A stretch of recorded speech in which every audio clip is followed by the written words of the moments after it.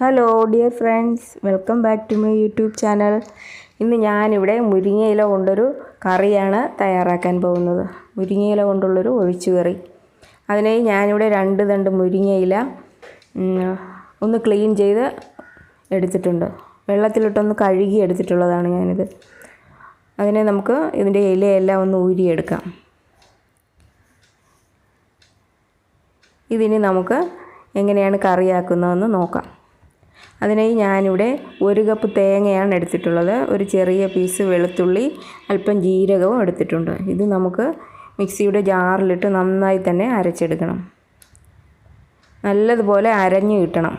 നന്നായി അരച്ചെടുത്തിട്ടുണ്ട്. ഇനി നമുക്കൊരു പാൻ വെച്ച് അതിലേക്ക് കുറച്ച് വെളിച്ചെണ്ണ ഒഴിച്ചു കൊടുക്കാം. കടുകാണ് ഇട്ട് കൊടുക്കുന്നത്.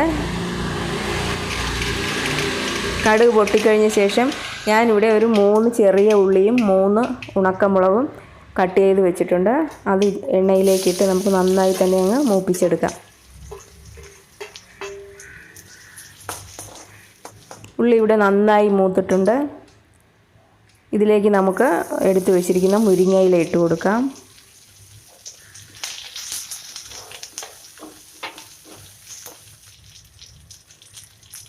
അര ടീസ്പൂൺ മുളക് പൊടിയാണ് ഞാൻ ഇട്ട് കൊടുത്തത്.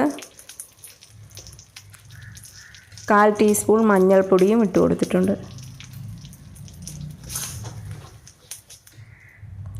ഇതിലേക്ക് ഇനി അരച്ച് വെച്ചിരിക്കുന്ന അരപ്പ് നമുക്ക് ചേർത്ത് കൊടുക്കാം.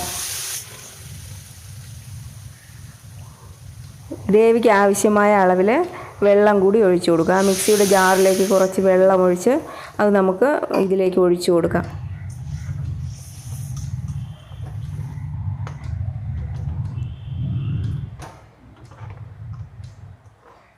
ഇനി ഇതിലേക്ക് നമുക്ക് ഉപ്പിട്ട് കൊടുക്കാം.